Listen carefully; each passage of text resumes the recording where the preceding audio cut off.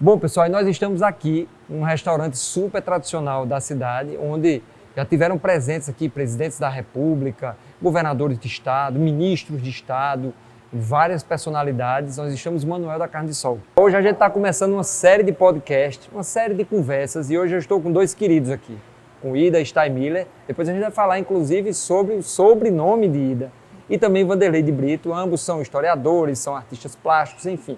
A gente vai conversar um pouco, vocês vão entender. E vamos falar sobre essa preciosidade aqui.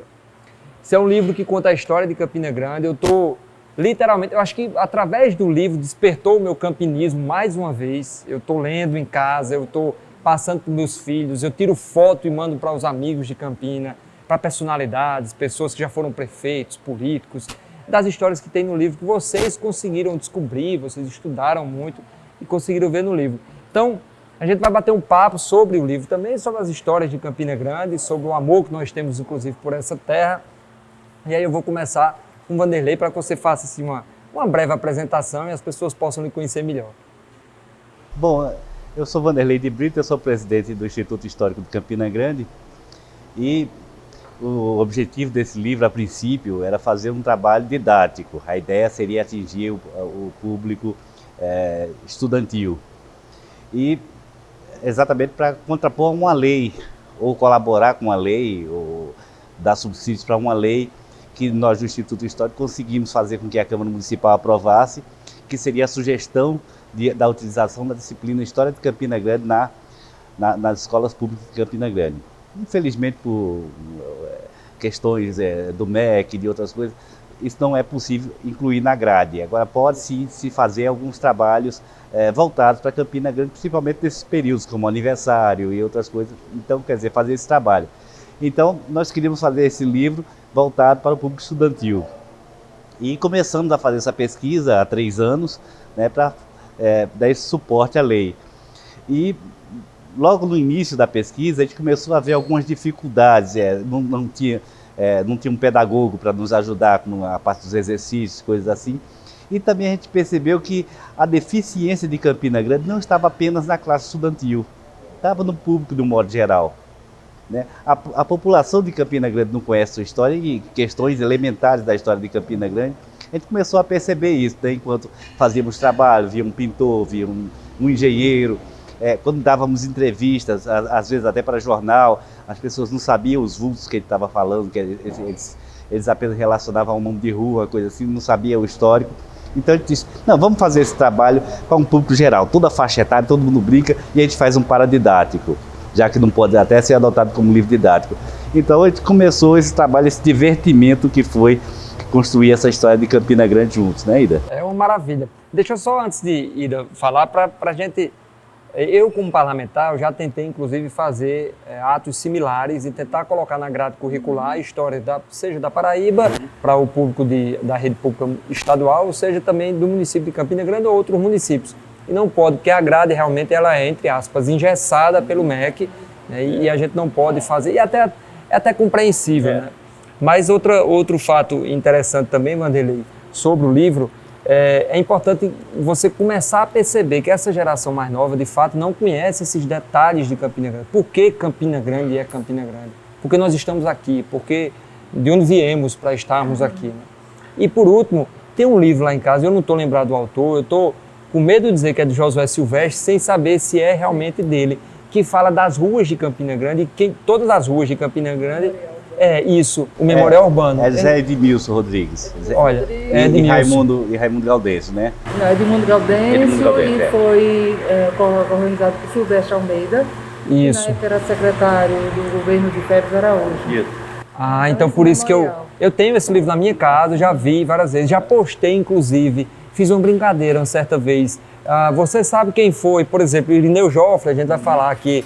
Aí lá no livro tem dizendo quem foi, uma rua conhecida em Campinas, no centro da cidade, as pessoas passam muito e às vezes não sabem quem foi Irineu Joffre. Mas enfim, Ida Steinmiller, a palavra está com você. Obrigada, Tovar, por essa oportunidade, né? Trazer Campina Grande nesse ufanismo, né? Para mim, principalmente, que sou uma nascida em Campina Grande, com esse privilégio, né, de uma família estrangeira. Aqui meus pais chegaram em 54, mas você veja que eu fui criada, educada em bom colégio, né? mas a gente não sabia nada sobre Campina Grande, não nos passava. E, particularmente, no meu seio familiar, poderia surgir mais curiosidade dos meus pais com relação ao local onde estávamos morando e vivendo, e ele criando sua família e prosperando no seu empreendimento. Mas veja que, particularmente, eu mesma fui não digo vítima, mas eu fui uma pessoa que desconhecia Campina Grande até os meus 16 a 17 anos, né? Sabia alguns dados básicos, mas interessante que esse projeto do professor Vanderlei realmente é um sonho que se materializou. Agora eu me sinto realmente com uma missão cumprida, deixar para Campina Grande ou entregar para Campina Grande esse presente, né? Fruto de um esforço hercúleo, não resta a menor dúvida. E digo até que esse tempo de pandemia nos é favorável, porque aí nós também nos concentramos na pesquisa. Não foi fácil localizar, não foi fácil a gente ter acesso, mas tivemos nesse trabalho da escrita do livro, simultaneamente, a instalação do Instituto Histórico. Isso. E manuseando acervos do Instituto, né, trazendo dos depósitos que estavam guardados para a nova sede, o quanto nós descobrimos, principalmente no acervo de Elpidio de Almeida, quantas informações tivemos acesso e privilégio de levá-lo a essa produção. Então eu digo o seguinte, que esse livro é também um ponto de partida, né, para que desperte nas pessoas a construção de suas próprias histórias. Vou dizer da professora Luíra, né, já se escreve muito sobre finas fatias da história de Campina Grande, mas eu acho que deve se fazer muito mais fatias para se fazer um grande bolo. Um bolo que é essa história linda que é de Campina Grande. Pois é, olha, o livro, vou mostrar aqui para vocês, é esse aqui, eu já mostrei no começo.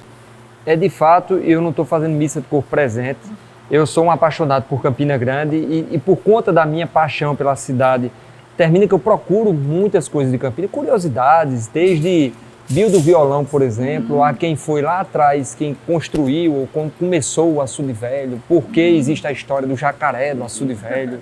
Enfim, eu gosto dessas coisas de Campina, dos causos da cidade e também porque nós chegamos às lutas que muitos fizeram aqui para nós termos aqui as universidades, a federal e a própria Universidade Estadual, a sede está em Campina Grande, como isso surgiu, vamos conversar um pouco também sobre isso. Tudo isso baseado em alguns livros que eu leio, em algumas informações e pesquisas que eu procuro, né, que eu vou lá. E aqui, pessoal, o livro tem uma parte, uma contribuição muito grande da diagramação de Vanderlei, que é artista plástico. Aliás, Vanderlei, deixa eu te perguntar uma coisa, com curiosidade mesmo, e a gente vai conversar sobre muita curiosidade.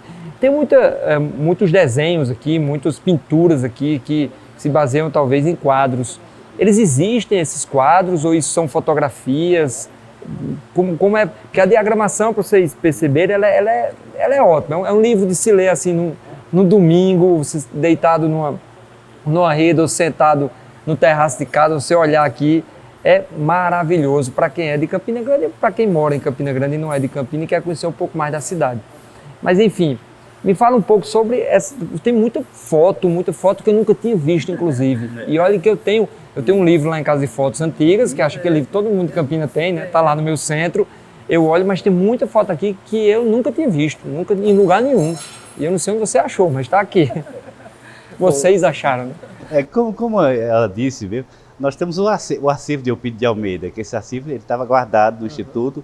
Como nós não tínhamos sede ainda, então esse material estava depositado em depósitos mesmo. Uma parte estava no segundo andar do Chopada do Alemão, outra parte estava na fazenda de Ida, outra parte estava num depósito do irmão dela. Então, quer dizer, eles estavam e não havia acesso. E a gente ficou também recebendo doações e as doações também a gente ia colocando isso aí. Então, ao momento que a gente começou a trazer esse material para o Instituto Histórico, para a nova sede, e começamos a organizar esse material, higienizar esse material, a gente começou a ver raridades, coisas inéditas realmente. Impressionante. Já com relação aos desenhos, alguns quadros desses aí foram pintados, eu mesmo pintei, né, que vão para a Pinacoteca do Instituto Histórico, né, a Fundação de Campina Grande e outras coisas. Outros foram desenhos feitos também durante o processo, nós temos também, todos eles também estão guardados no acervo do Instituto, os originais, né? Até porque esses desenhos a gente fazia à mão, né? E juntos, né? Porque eu sou desenhista, mas ela é orientadora. Por exemplo, quando a gente estava fazendo a charge de Wilson Moore, Eu não conhecia, né? Eu não conhecia ele, nunca vi. E ela conheceu demais. Então, frequentava muito a Praça da Bandeira ali, né? Então foi quase um retrato falado. Não, mas aumenta a barriguinha, não sei o quê. Eu digo, mas isso aqui é dos anos 60. Não, é isso mesmo. E começou a fazer, então quer dizer... E a gente trabalhava sempre dessa forma, a gente fazia uma charge, ela dizia, emagrece mais isso aqui, só um cabelinho, tá certo. Então tudo isso era feito a lápis, depois a gente passava a caneta por cima, né? Aí digitalizava, eu levava o computador e coloria. Então esses originais em preto e branco estão tudo guardado. Coisa boa. Ida, me fala uma coisa,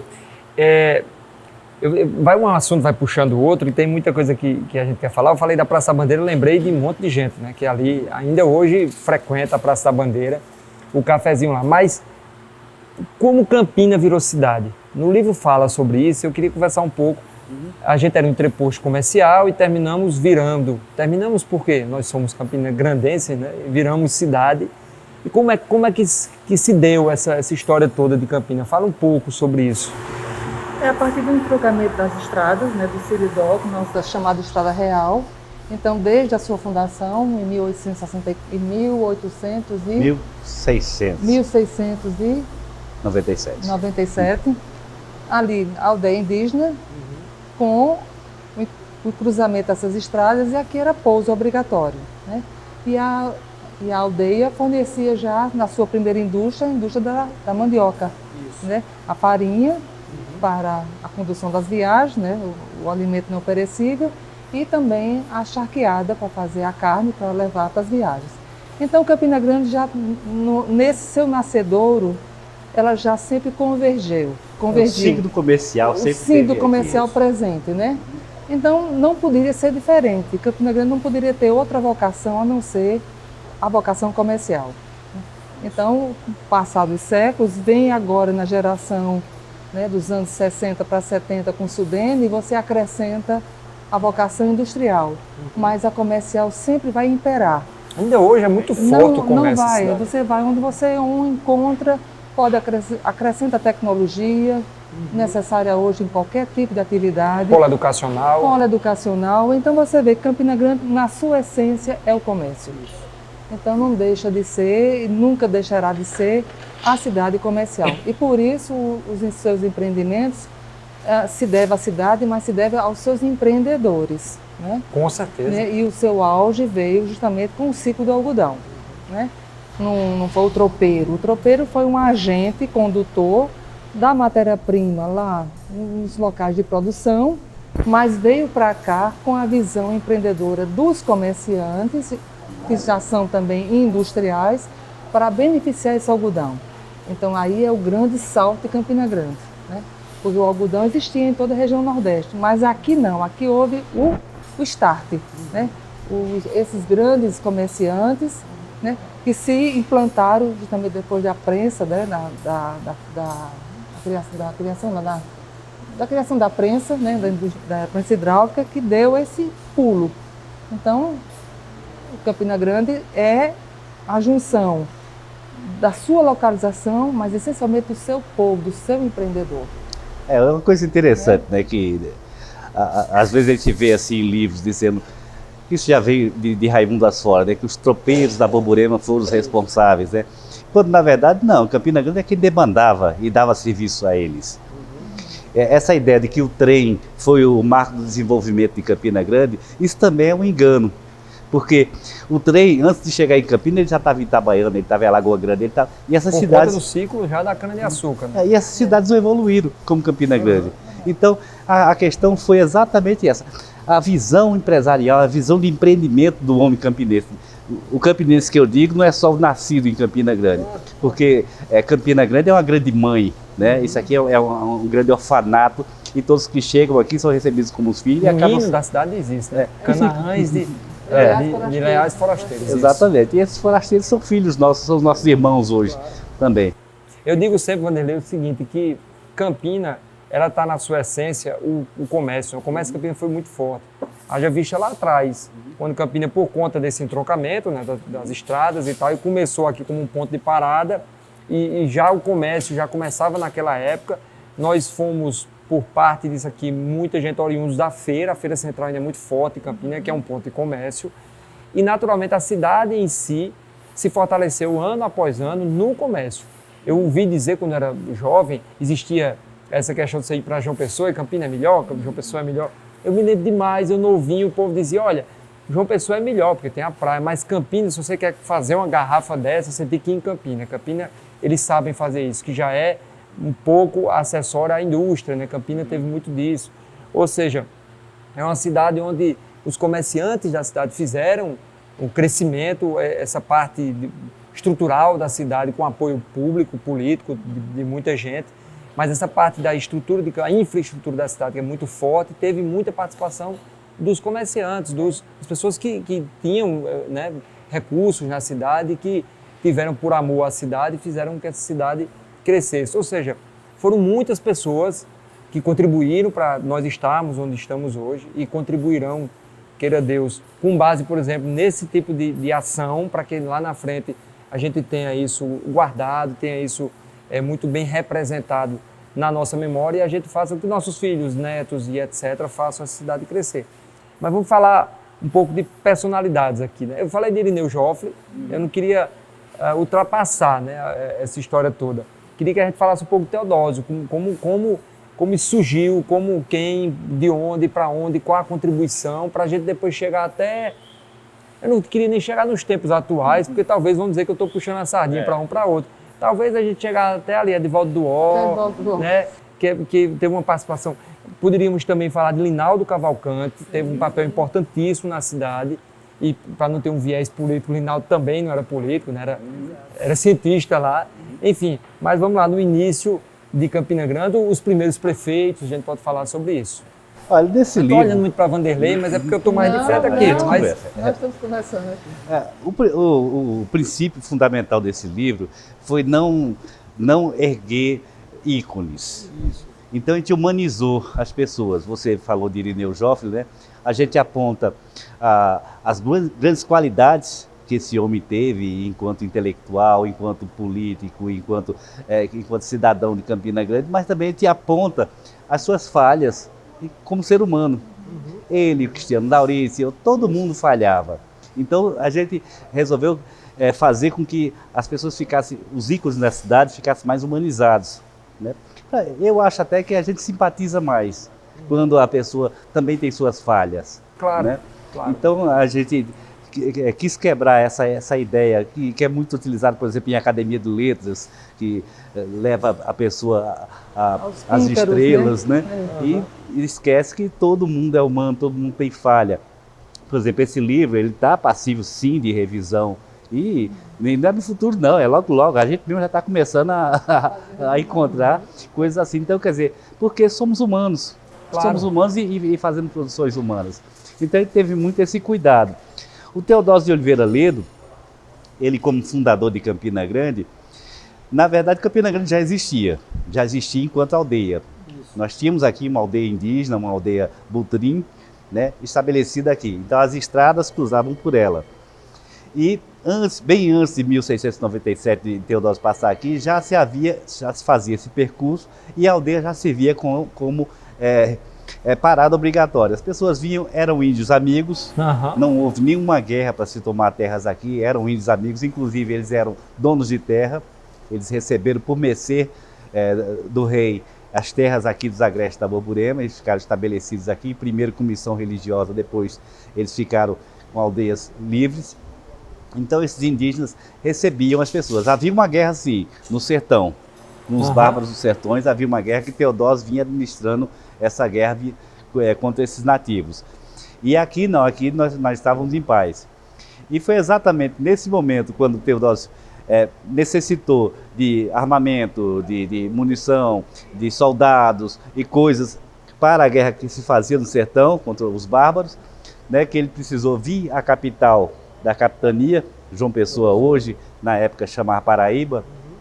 Então, ele tinha que fazer esse trajeto. E naquele momento, um grupo de índios chamado Ariús, que eram bárbaros, que estavam em guerra com ele, haviam capitulado.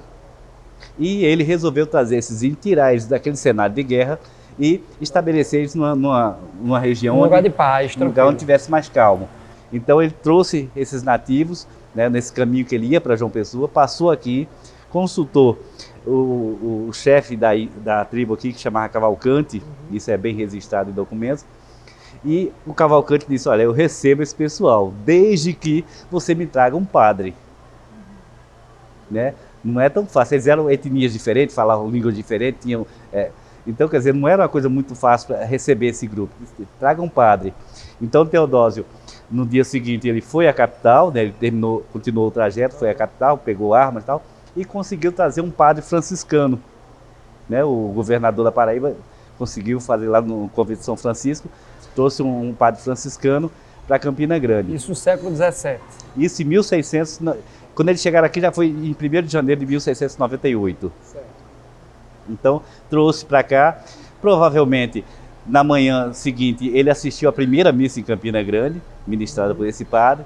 Esse padre ergueu um cruzeiro e Campina Grande passou à categoria de missão. Certo. Que é diferente, antes era uma aldeia e passou a missão, ou seja, todos aqueles índios ali, eles estavam subordinados a um padre, né, que seria esse padre franciscano. Algumas categorias, o próprio governador da época da capitania, da região, poderia dar, e outras tinha que vir lá da coroa, né? Alguns, você não poderia, por exemplo, transformar Campina Grande de aldeia para cidade, porque a coroa precisava autorizar. Né? Aí naquela época só existia uma cidade na capitania inteira, que era João Pessoa. Era João Pessoa. Não havia outras cidades aqui, e Campina Grande também não tinha esse porte. Isso. Eu acho até que quando Campina Grande foi elevada à condição de cidade, ela ainda não tinha porte para a cidade, em 1864. Então, aí naquela época era interessante a missão, porque um padre ficava administrando. E a partir daí, ela passa a ser reconhecida pela coroa portuguesa, tanto é que em 1701, ou seja, 3 anos depois, já veio uma ordem régia mandando edificar uma igreja aqui, estabelecer um padre permanente e dinheiro também da Fazenda Real para a hóstia, para o vinho, para aquela indústria da igreja para funcionar aqui. Isso significa dizer que a partir desse momento Campina Grande foi reconhecida como um núcleo pertencente à coroa portuguesa. Então até então era uma aldeia sem referência e a partir daí ela passou a ser isso. Teodósio de Oliveira teve uma participação importantíssima por passar por Campina e dar essa dimensão que a cidade passou a ter. Não só isso, ele era capitão-mor dos Sertões e Cariris. Então essa era a sua posição. Então a partir do momento que criou-se esse núcleo, ele também passou a ser administrador. Não aqui, ele ficou no sertão, mas tudo isso fazia parte da sua jurisdição. Porque Campina, quando passou a ser cidade, em 1864, a coroa estava extremamente bem estabelecida no país. Né? Ela veio em 1808, retornou em 1889, foi a proclamação. Mas durante aquele período, em 1864, no caso, a coroa estava estabelecida aqui, tinha um certo controle do país. Já era o império, era brasileiro, né?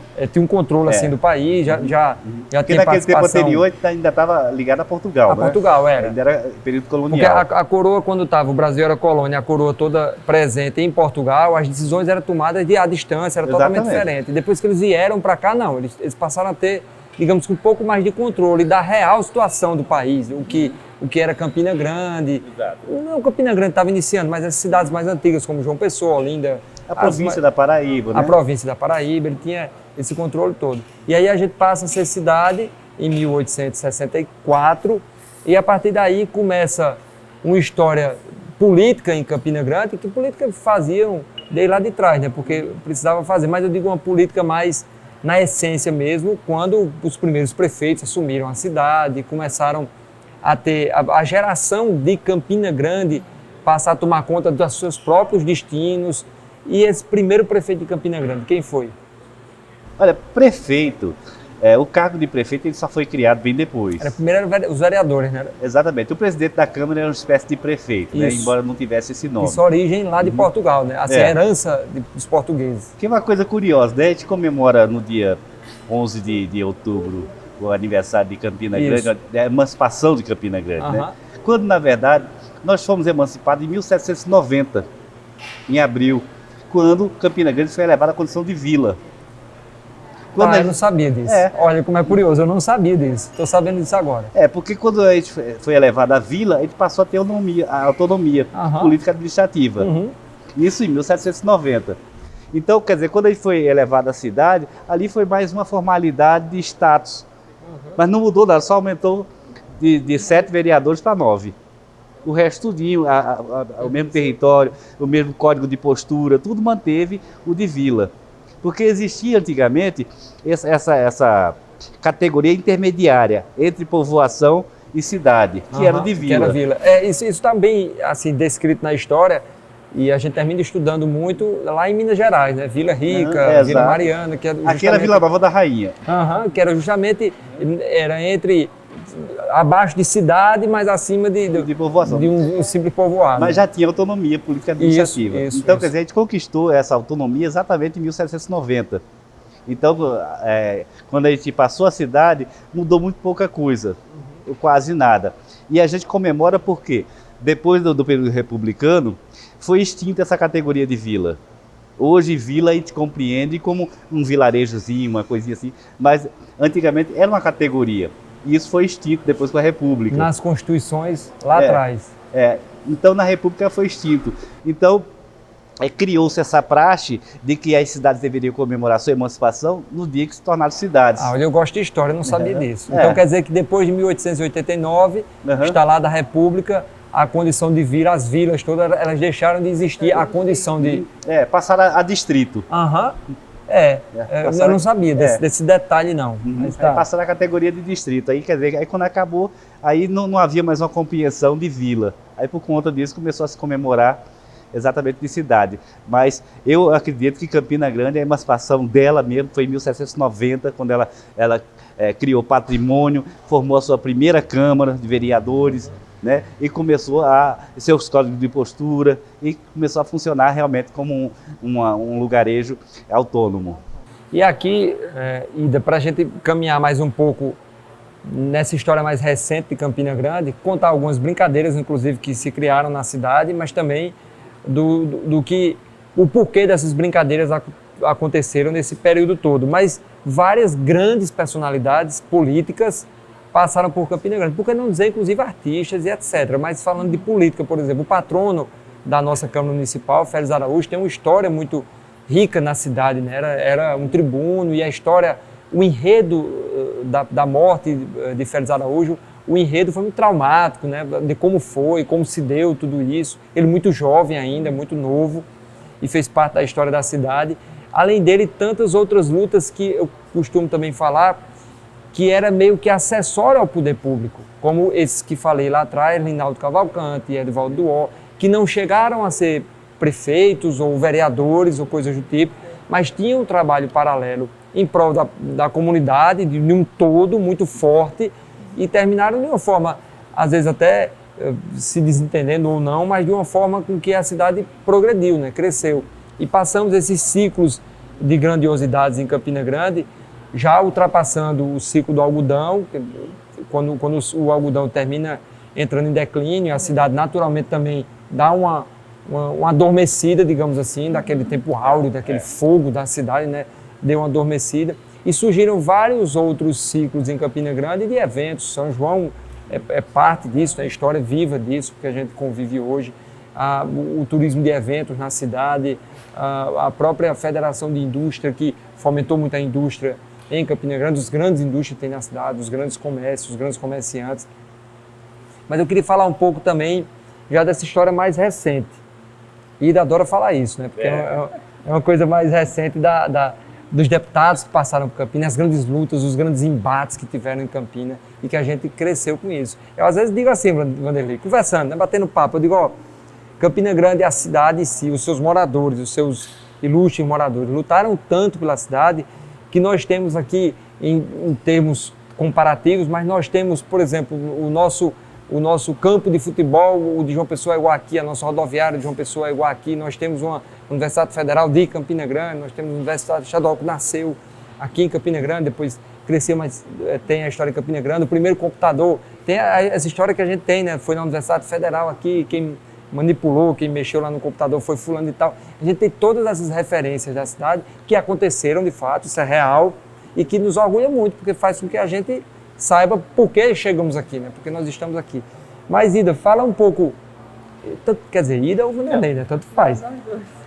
Ou os dois, mas vamos falar um pouco dessa história mais recente, deixar uma coisa bem livre, para depois eu falar mais esses causos que existem em Campina Grande, digamos, esses parênteses. Mas vamos conversar um pouco sobre isso. Eu acho que Campina Grande sempre foi destacada pela sua liderança.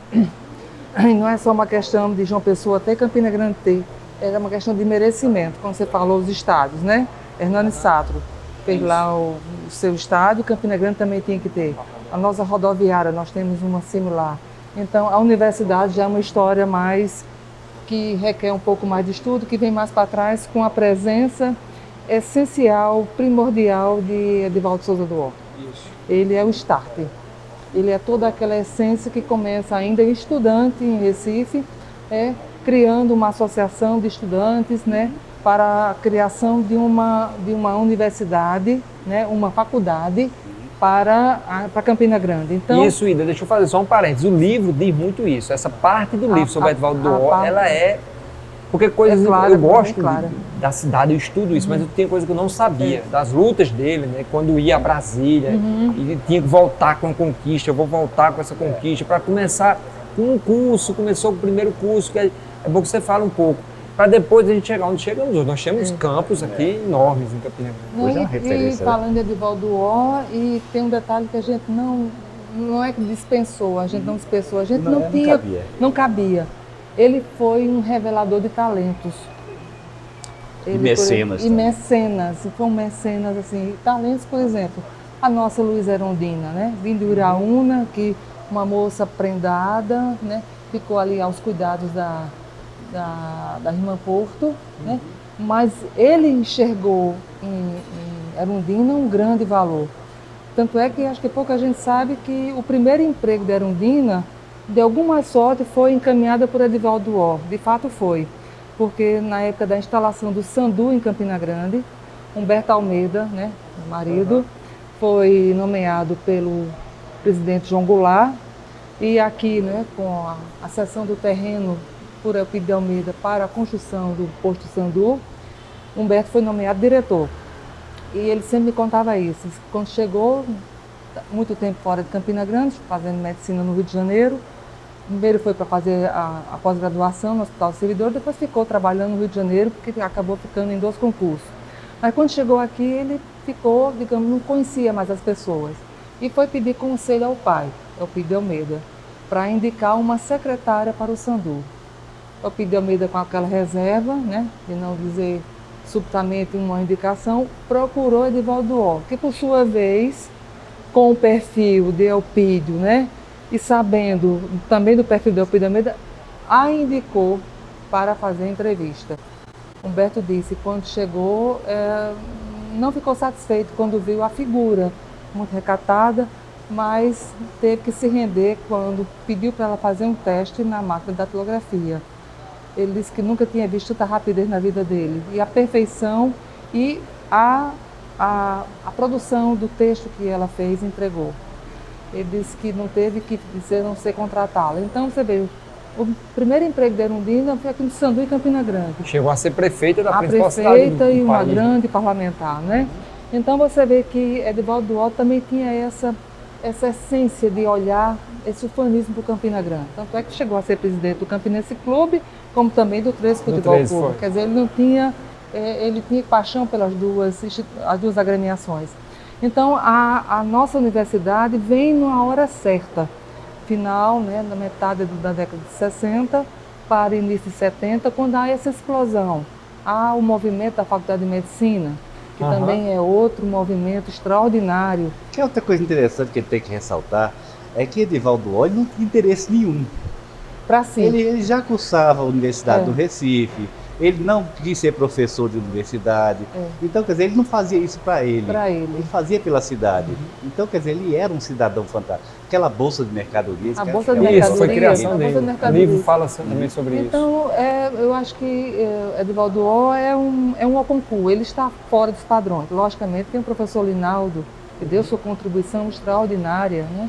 Deixou a universidade num ponto de referência internacional pelo seu curso de engenharia elétrica, enfim.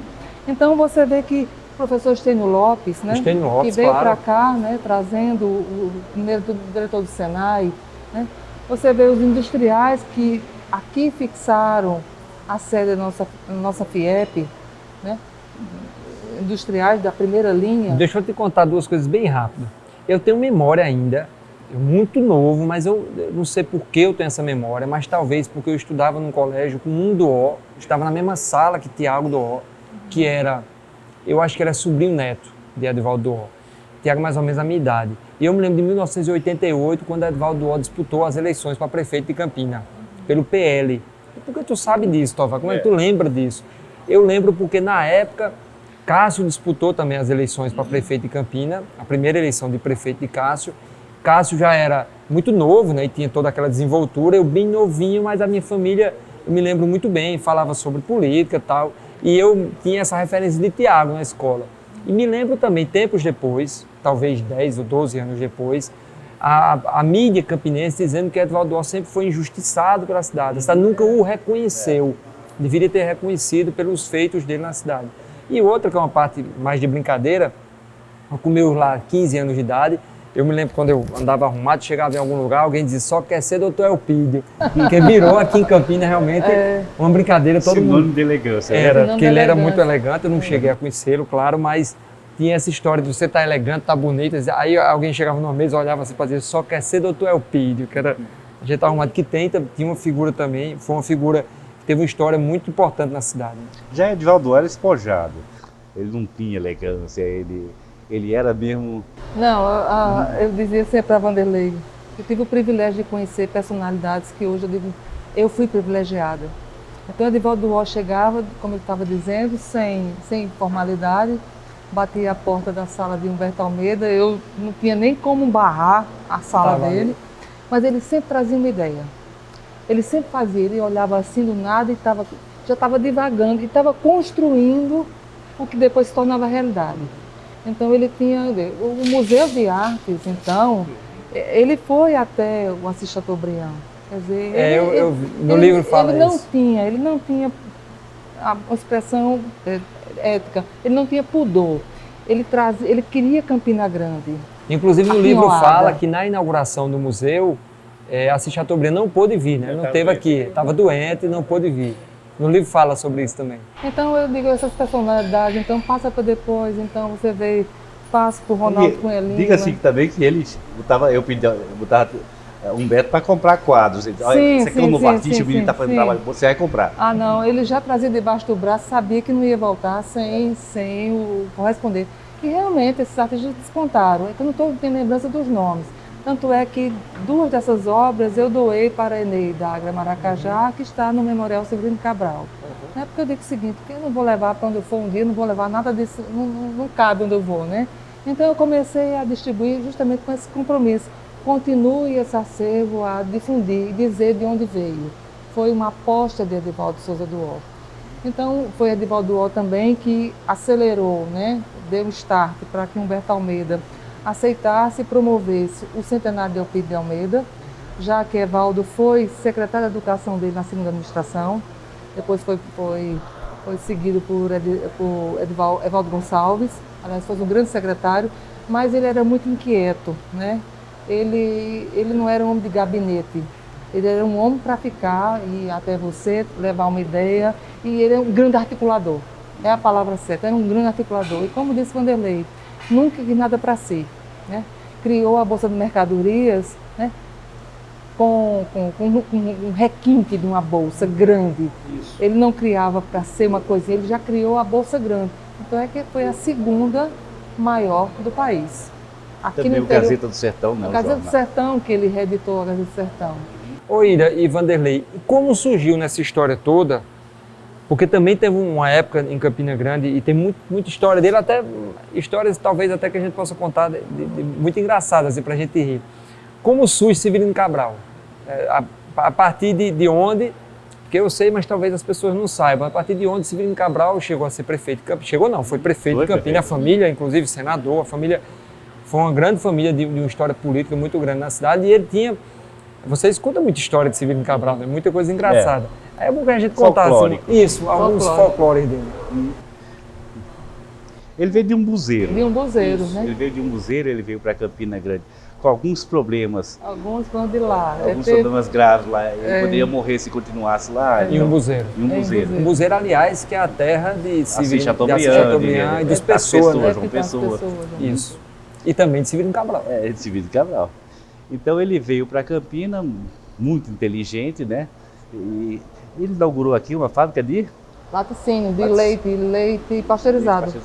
A primeira indústria de leite pasteurizado. Ele tinha essa visão naquela época. Então ele criava gado, né? Ele tinha sua fazenda e criou essa fábrica aqui. E aqui ele começou a se expandir e conquistar terras aqui em volta de Campina Grande. Ele era proprietário de quase toda ali, Santa Cavalcante, ali aquela região. A entrada ali do 230, ali toda era dele, a região, né? Onde hoje é a Vila Cabral, fala terra isso. dele, né? Às vezes eu comento isso, as pessoas não sabem. Vila Cabral, Santa Terezinha era terra de seu Cabral, por isso Vila Cabral, porque Santa ele doou Rosa. aquilo ali, né? Doou, exato. Ali, inclusive, foi a primeira favela de Campina Grande. Foi lá na entrada da cidade, BR-230, Vila Cabral. Ele doou aquilo ali e as construções foram feitas, não favela no sentido de irregular. Eles tinham a propriedade da terra porque ele deu, mas favela no sentido de que não houve ordenamento urbano. Uma coordenação urbana para aquilo ali. Então, e é um morro. É isso. É o único morro. É o único morro que tem em Campina Grande. Até hoje você ainda consegue ver ele do alto, né? É isso. Você percebe que ali era um serrote. Todas as terras do Mirante também eram dele, tanto é que o Garde Hotel também era terra de Milton Cabral, do outro lado. Então ele não foi um grande proprietário. Também trabalhou com Cisal também. Cisal, Ele tem. Ele era um homem de posses. É um homem de posses. De investimento, muito esperto, né? E ele já começou na política, já desde o tempo de Eupídio de Almeida, ele já começou por ali acompanhando, né? E tinha intenção de ser prefeito.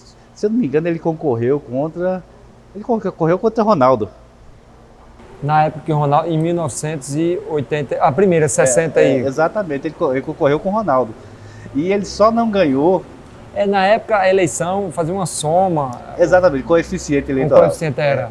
Então, no livro fala sobre isso. Porque ele também ele era meio barricha, né? E ele não queria Antônio Vital do Rego com ele. Isso, o livro fala exatamente sobre isso. Aí, naquele momento, aí Vital foi e migrou para o MDB, onde estava Ronaldo Cunha Lima. E Ronaldo Cunha Lima perdeu em votos para Cabral, perdeu feio, mas ganhou do coeficiente porque o Vital do Rego aumentou o coeficiente do partido. Isso, o livro fala muito bem sobre isso. Depois, para a gente entrar nesse tema, Ronaldo vira prefeito em 1960, não sei se foi 64, 65. 64 foi a época, o AI-5 foi 68. No final. Então, foi em 68 mesmo. Que o Ronaldo foi prefeito, não foi em 1968, foi na época do AI-5 que ele saiu, passou 6, foi 8 meses, 4 meses, uma coisa bem rápida. Ele foi caçado, né, 10 anos sem poder. 10 anos foi. Foi morar Rio, São Paulo. Na época que o Ronaldo foi caçado, nesses 10 anos, passaram outros prefeitos da cidade, que foi justamente nesse período que era uma intervenção militar, né? Então, era uma indicação, digamos assim. A gente só teve 2 interventores, né? Que foi, no caso, o Coronel Paz e depois o Luiz Mota Filho, que nem militar era, né? A gente só teve esses 2. Depois já foi liberado, Evaldo Cruz já foi eleito. As eleições, isso. Voto direto. Mas tem um assunto que a gente não pode deixar de não falar, Newton Vieira Rick. Newton Rick, claro. Eu acho o seguinte, para Campina Grande, dessas pessoas iluminadas, de uma visão extraordinária, tive o privilégio de, eu com meus 9 anos, ele em campanha, meu pai fornecia lá para os comícios, levava lá os seus salões, mortadelas, e eu entrei na casa dele. Ele sempre foi uma pessoa que eu sempre notei um homem de uma luz extraordinária, de uma inteligência, de um potencial empreendedor, tanto é que olha o resultado que foi a vida dele, né? Pena que passou tão pouco tempo, mas o que ele deixou de contribuição, principalmente na área da cultura, né? Para as comemorações do centenário. E digo, se o destino mantivesse como prefeito, Campina Grande hoje tivesse outra configuração, muito maior do que ela é. Ele tem uma visão extraordinária, ele foi fundador do Banco Industrial. 2 pessoas que não chegaram lá, mas que se tivesse chegado, tinham feito a diferença total, foi Félix Araújo e Newton Rick. Isso, Félix foi atrapalhado e Newton, depois de um tempo, foi embora, Depois né, de com o Banco caçado, Industrial. ele não quis mais. Ele não quis mais voltar, foi. Isso. Aí você veja, o destino deixou, mas não deixou nunca de ser um homem apaixonado por Campina. Até quando ele retornou, anos depois, ele olhava, aquele sentimento ainda, dizia assim, eu podia ter ficado. No fundo, ele era muito, vamos dizer, ele era muito temperamental. Quer dizer, gostou, não gostou. Mas eu acho que quando ele veio pela última vez, ele até visitou a Cândido, com a nova esposa, né, na época, a Regina, ele deu uma volta para até Ronaldo, Ciceronou o tempo todo. Ele olhou Campina Grande assim, ele podia ter dito, podia ter sido outra Campina, né? Ronaldo e ele eram amigos. Muito amigos, Isso. tanto é que ele foi quem deu o suporte, o apoio a Ronaldo. Lá quando foi caçado. Lá foi caçado. Isso. É uma Porque amizade extraordinária. Ronaldo caçado pós o regime militar, quando a primeira eleição, que Evaldo Cruz foi prefeito, logo pós, teve Evaldo Cruz, depois já Anivaldo Ribeiro. E aí Anivaldo Ribeiro, Ronaldo, a abertura, isso. A abertura e Ronaldo voltou. Voltou aí Ronaldo, Cássio, esse tempos atuais nós estamos hoje. O que a gente observou, né, Vanderlei, que a sequência dos nossos gestores municipais, ele vai seguindo uma linha, mas sempre ele vem para um ponto, bota para Bento Viana, depois para Verniô. Então Campina Grande, de alguma sorte, ela não se desvirtuou, ela vem com seus planos deixados pelos administradores anteriores, eles acabam voltando. Como agora está se falando em Multilagos, né? Aham. É 93, né? Isso, Vai para cá. Então, é porque às vezes é o seguinte, o novo governante, por questão partidária, é lá, não quer fazer o que o outro fez, mas Campina Grande é tão forte que ela resiste até esses caprichos, não é? Resiste aos caprichos, mas com o passar do tempo, as demandas são tão prementes que elas precisam que os gestores retornem, olhem, e esse livro dá esse norte. Basta olhar aqui, vai de Verniô, vai olhando para frente, você vai encontrar que eles deixaram uma porta para ser aberta. Você nota que a cidade, me parece que todo mundo tem um olhar assim, muito embora tenha as suas interferências partidárias ou coisas do tipo, mas tem um olhar mais fixo naquele horizonte, são todos... Tem um momento que a gente fala aqui exatamente isso, que não existe bons prefeitos, existem demandas. Demandas. Então o prefeito ele é obrigado a cumprir as demandas da cidade. Então, por exemplo, se teve um prefeito que foi menos operante, foi porque naquele momento a cidade menos exigia dele. Isso. E quando, Boa observação. E quando ele é mais operante é porque a cidade exige mais dele. Então a gente vai mostrando bem isso aí, que a dinâmica da cidade, a cidade ela funciona, ela parece que é um espírito que funciona e vai ali e bota o prefeito para falar, ó, precisa disso, precisa daquilo. E o prefeito vai fazendo. Então você vê que em cada momento que Campina Grande está em transformação, né, nesse momento aí você vê um prefeito altamente operante. Porque vão aparecendo as coisas, ele tem que fazer, e vão chegando recursos, e vai acontecendo, e ela vai para frente. Eu percebo isso hoje, que Campina Grande, ela está um pouco parada, há de uns anos para cá, exatamente por falta de demanda. O que fazer mais por essa cidade? Como? Para onde ir? Você vê, outra coisa que eu quero ressaltar, a cidade sempre se reinventou. No carnaval, por exemplo, nós não temos carnaval, mas temos um carnaval em Campina religioso, e a cidade se reinventou nisso.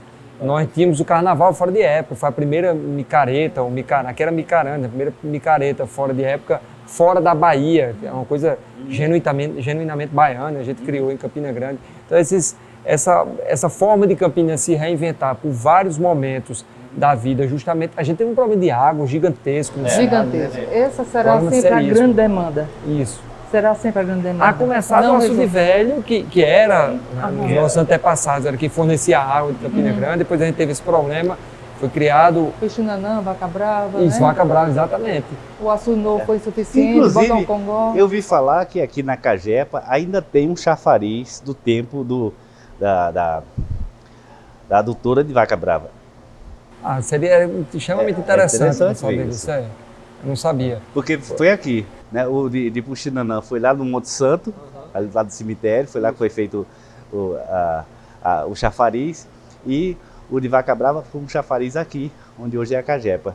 Mas esse, de toda forma, é um problema, foi sanado da cidade, né? Assim, em tese, a gente está... Você vê, o açude de Boqueirão ele veio como uma resposta. Isso em 58, o açude de Boqueirão ele resolveu o problema. Aí depois nós tivemos um problema com o açude de Boqueirão, foi necessária a transposição do São Francisco. Então, quer dizer, sempre, conforme a cidade vai crescendo, ela também vai aumentando suas demandas, vai construindo outras possibilidades. Que é fantástico, né? Hoje a gente está bebendo água do Rio São Francisco.